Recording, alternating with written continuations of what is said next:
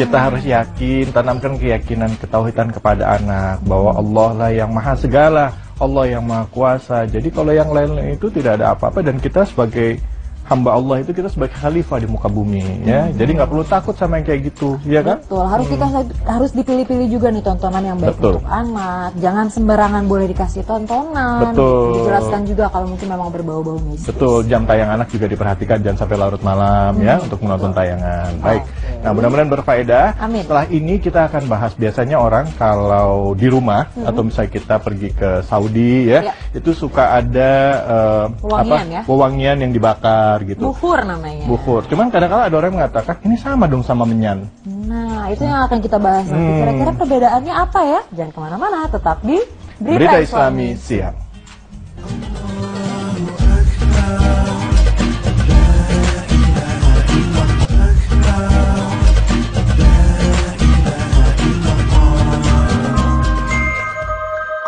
Tradisi membakar bukhur. Pemirsa beriman, mungkin masih banyak orang yang menganggap tradisi membakar bukhur ataupun kemenyan hanya sebagai alat untuk ritual-ritual mistik pada dukun, pengantar sesajen dan semacamnya. Bahkan seringkali bau bukhur ataupun kemenyan dikaitkan dengan pemanggilan arwah dan aroma yang menyeramkan ataupun angker yang dikira akan bisa membuat para makhluk gaib berdatangan. Padahal penggunaan bukhur telah ada sejak berabad-abad lalu di masa Rasulullah Sallallahu Alaihi Wasallam masih hidup. Di Indonesia, umumnya kemenyan yang bentuknya seperti kristal diletakkan di atas bara api dalam wadah tanah liat. Fenomena seperti itu sering ditampilkan di hamparan tikar para dukun, dipopulerkan di film-film layar lebar yang bertemakan horor, sehingga semakin menambah pandangan miring orang terhadap kemenyan. Namun kenyataannya, di Indonesia kemenyan banyak digunakan bukan saja oleh pihak-pihak penggemar mistik.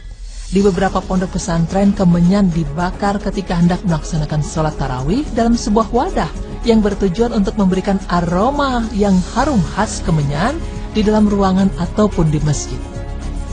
Di beberapa daerah, kemenyan dibakar ketika berlangsungnya acara walimatul ursi atau acara pernikahan. Ada juga yang membakar kemenyan pada setiap kali pertemuan seperti majelis taklim, majelis tahlil, acara selamatan atau tasyakuran, tempat ziarah dan lain sebagainya. Beranjak dari Indonesia, di Masjid Nabawi atau Masjidil Haram, kemenyan kerap hadir di beberapa acara seperti acara wisuda tahfidz, acara penyucian atau pembersihan Ka'bah dan lain sebagainya. Hal itu untuk mengharumkan udara dan menyenangkan jiwa para peziarah. Selain itu, menurut salah satu hadis Nabi, para malaikat itu suka bau-bau yang wangi dan membenci bau-bau busuk. Berabad-abad lampau, kemenyan yang berasal dari kayu gaharu atau getah pohon damar merupakan komoditas mahal dan salah satu yang paling bergengsi dalam lingkup perdagangan di jalur sutra. Di jalur perdagangan yang membentang dari Cina sampai ujung Turki itu, kemenyan bahkan bisa jadi lebih mahal dari emas dan intan permata.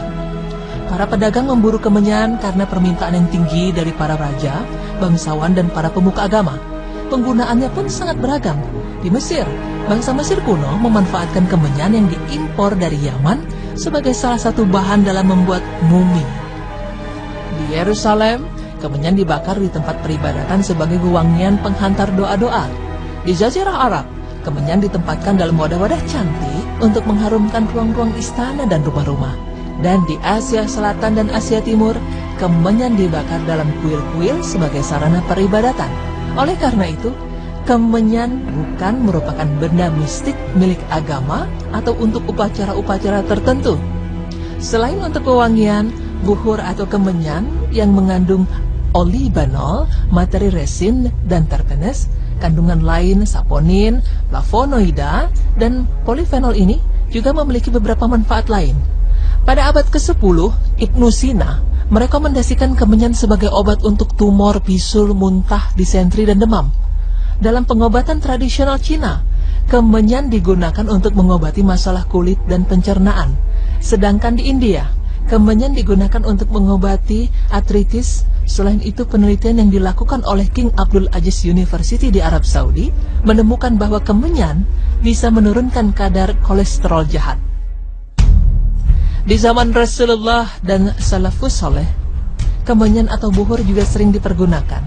Nabi Muhammad SAW dan para sahabat sendiri sangat menyukai wangi-wangian, baik yang berasal dari minyak wangi hingga buhur, sebagaimana disebutkan di dalam berbagai hadis, misalnya hadis sahih riwayat Imam Muslim dan Imam Al-Bukhari berikut ini. Dari Nafi, ia berkata, apabila Ibnu Umar mengukup mayat atau membakar kemenyan, maka beliau mengukupnya dengan kayu gaharu yang tidak dihaluskan dan dengan kapur barus yang dicampurkan dengan kapur barus.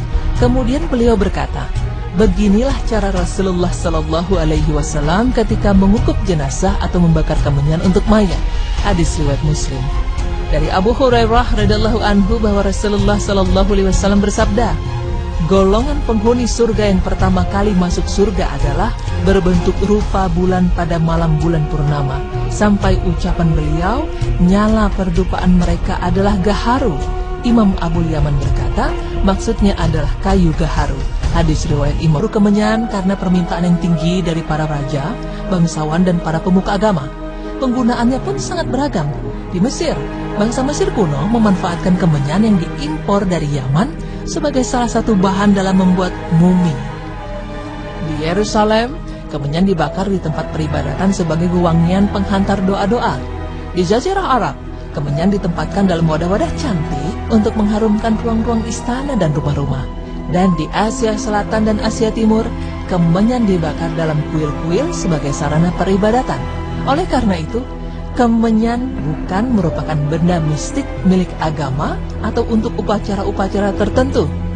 Selain untuk wewangian, buhur atau kemenyan yang mengandung olibanol, materi resin dan terpenes, kandungan lain saponin, flavonoida, dan polifenol ini juga memiliki beberapa manfaat lain. Pada abad ke-10, Ibnu Sina merekomendasikan kemenyan sebagai obat untuk tumor, bisul, muntah, disentri, dan demam. Dalam pengobatan tradisional Cina, kemenyan digunakan untuk mengobati masalah kulit dan pencernaan. Sedangkan di India, kemenyan digunakan untuk mengobati artritis. Selain itu, penelitian yang dilakukan oleh King Abdul Aziz University di Arab Saudi menemukan bahwa kemenyan bisa menurunkan kadar kolesterol jahat. Di zaman Rasulullah dan salafus saleh, kemenyan atau buhur juga sering dipergunakan.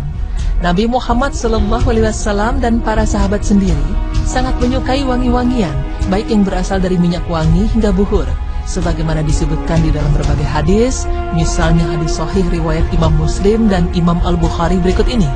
Dari Nafi, ia berkata, apabila Ibnu Umar mengukup mayat atau membakar kemenyan, maka beliau mengukupnya dengan kayu gaharu yang tidak dihaluskan dan dengan kapur barus yang dicampurkan dengan kapur barus. Kemudian beliau berkata, beginilah cara Rasulullah SAW ketika mengukup jenazah atau membakar kemenyan untuk mayat. Hadis riwayat Muslim. Dari Abu Hurairah radhiyallahu anhu bahwa Rasulullah SAW bersabda, golongan penghuni surga yang pertama kali masuk surga adalah berbentuk rupa bulan pada malam bulan purnama. Sampai ucapan beliau, nyala perdupaan mereka adalah gaharu. Imam Abu Yaman berkata, maksudnya adalah kayu gaharu. Hadis riwayat Imam Bukhari. Selain itu, Masya Allah, memang kalau kita lagi umroh ya, itu suasananya dan aromanya itu bau gaharu. Betul. Bau apa namanya? Buhur. Buhur ya, biasanya. Dan juga kalau masyarakat Arab di Saudi, sebelum mereka pergi itu biasanya buhur itu setelah dibakar diginin ke badannya supaya wangi badannya. Jadi lebih seperti aromaterapi gitulah ya. Atau Jadi juga memang buat benar-benar berbeda sama yang namanya kemenyan ya. Ya, walaupun sebenarnya kemenyan itu punya nilai, cuman yang jelas dalam ritual ibadah juga ada aturannya dalam Islam ya, bukan berarti dengan bakar ini dan lain sebagainya akhirnya doa dikabul, karena kan bisa jadi satu simbolisasi. Betul sekali. Alhamdulillah sudah 3 berita yang kita sampaikan. Saya Zizi Syah undur diri. Saya David Halik undur diri. Semoga apa yang disampaikan berfaedah. Amin. Saya mohon maaf jika ada kesalahan, kehilafan. Wabillahi taufiq wal hidayah. Wassalamualaikum warahmatullahi wabarakatuh.